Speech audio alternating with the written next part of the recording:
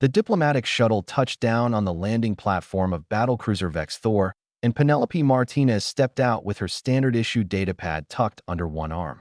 The human ambassador had been sent to negotiate a trade agreement with the Carathian Empire, a species known throughout the galaxy for producing the most fearsome warriors in 3 sectors.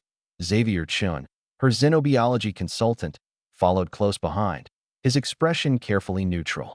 "Remember," he muttered, "the Carathians consider any display of weakness to be an insult. They respect only strength and dominance." "I've read the briefing materials, Xavier," Penelope replied, adjusting her jacket. 7 feet tall, apex predators from a high-gravity world, ritualized combat culture. "I've got it." What the briefing materials hadn't quite captured was the sheer presence of the Carathians. When the delegation entered the war room, Penelope found herself face to chest with creatures that looked like someone had crossed a bear with a panther and then scaled it up by 50%. Their fur rippled with powerful muscles, and their eyes gleamed with predatory intelligence. The leader, War Chief Grathnor, rose from his seat. His maw opened to display rows of razor-sharp teeth designed to tear through armor plating. Or so the stories went. He let out a roar that rattled the bulkheads and made Xavier take an involuntary step backward. Penelope didn't flinch. "War Chief Grathnor," she said pleasantly, extending her hand. "Ambassador Martinez, it's a pleasure to meet you." The massive alien stared at her outstretched hand as if it might be a weapon. Behind him, 3 younger Carathians, barely into adulthood by their species standards, began circling the humans. They were only 6 feet tall, their manes not yet fully developed, but they moved with the fluid grace of born hunters. "You are small," Grathnor rumbled, his voice like grinding stone. "Fragile. Your bones would snap like twigs. Why does humanity send such delicate creatures to negotiate with warriors?" The 3 young Carathians chose that moment to make their move. It was a standard intimidation tactic. Xavier had warned her. The cubs would test the outsider's mettle while the adults watched. They rushed forward, claws extended, fangs bared, releasing high-pitched roars meant to trigger prey response in any sensible species. What happened next would become legend in both human and Carathian space. Penelope's hands moved with the practiced efficiency of someone who had wrangled 2 younger brothers and coached a youth soccer team through championship season. She sidestepped the first cub's lunge, caught him mid-leap, and, despite the fact that he outweighed her by at least 70 pounds, pivoted to scoop up the second cub who had tried to flank her. The third cub skidded to a halt, utterly baffled.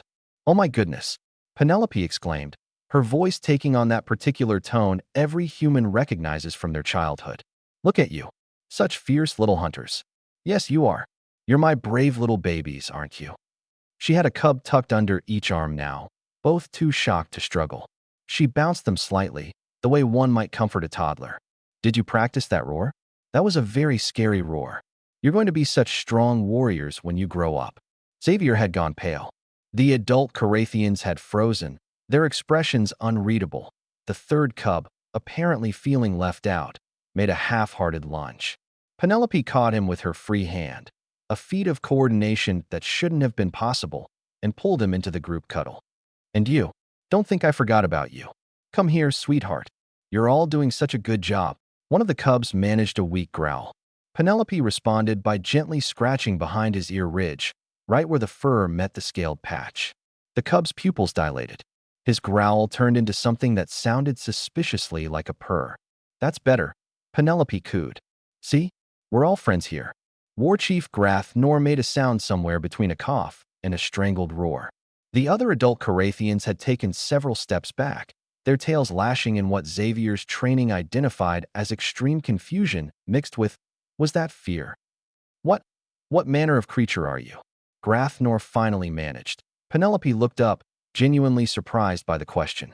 She was still holding 3 fully armed apex predators like they were puppies at a petting zoo. "I'm sorry, I should have asked first. Is it all right if I hold them? They seem like they wanted to play." "Play," Grathnor repeated. They were attempting to establish dominance through ritual combat. "Oh." Penelope looked at the cubs, who had all gone somewhat limp in her grasp. "Well, they're a bit young for that, don't you think? They can't be more than, what, 13? 14 in human years." They are full warriors of the Carathian Empire, Grathnor bellowed, though the effect was somewhat diminished by the fact that his full warriors were now competing for Penelope's attention, leaning into her scratches. Uh-huh, Penelope said diplomatically. She finally set the cubs down, giving each one a pat on the head. You boys run along now. The adults need to talk business. The cubs retreated to their corner, casting glances back at Penelope that mixed confusion with something approaching adoration. Xavier found his voice. Ambassador, perhaps we should, now then. Penelope continued, turning back to Grathnor with a bright smile. About that trade agreement. I believe our initial offer was quite generous, but I'm open to negotiation. Grathnor stared at her for a long moment. Then, slowly, he began to laugh, a deep, rumbling sound that shook the deck plates. The briefings we received about humans said you were fearless in battle. They said you were relentless, that you never abandoned your pack. They did not say you were insane. We prefer optimistic, Penelope replied. You grabbed 3 Carathian warriors mid-attack and cuddled them. They're children, Penelope said simply. Of course I did.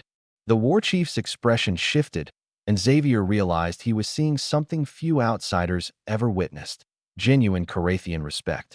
On our world, Grathnor said slowly, only the strongest, most dominant members of the pack dare handle the cubs. To touch another's offspring is to claim authority over them. To do so without hesitation, without fear. He paused. You have established yourself as pack alpha, human. In 30 seconds, you achieved what most spend years fighting to earn. Penelope blinked. Oh, that wasn't. I mean, I just didn't want anyone to get hurt. Yes, Grathnor said, his eyes gleaming with something that might have been amusement. That is precisely what makes it so terrifying. The trade negotiations proceeded smoothly after that.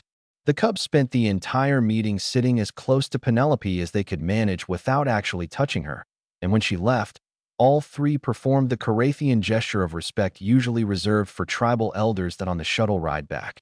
Xavier finally allowed himself to breathe normally. Do you have any idea what you just did in there? Penelope shrugged. Made some new friends. You turned 3 apex predators into puppies and psychologically dominated a war chief without even trying. That's going to be in every diplomatic handbook from here to the galactic rim. Xavier, Penelope said patiently, pulling up her datapad to review the signed agreement. They were just kids trying to act tough. Every species in the galaxy probably has teenagers like that. Ambassador, they had claws. And I have 2 younger brothers who put a frog in my lunchbox when I was 12. Trust me, I've handled worse. Xavier leaned back in his seat, shaking his head. Humanity is going to conquer the galaxy by accident, aren't we? Penelope smiled, not looking up from her work. We prefer making friends, Xavier. We prefer making friends. Behind them, on battlecruiser Vexthor, War Chief Grathnor was composing his report to the Carathian High Command. After several attempts, he settled on, recommend immediate alliance with humanity. They are either the bravest warriors in the galaxy or completely insane. Possibly both. We should ensure they like us. The cubs, meanwhile, had already started a petition to request Penelope as a permanent cultural liaison. She had, after all, called them her brave little babies. And in the end, isn't that all anyone, human or alien, really wants to hear?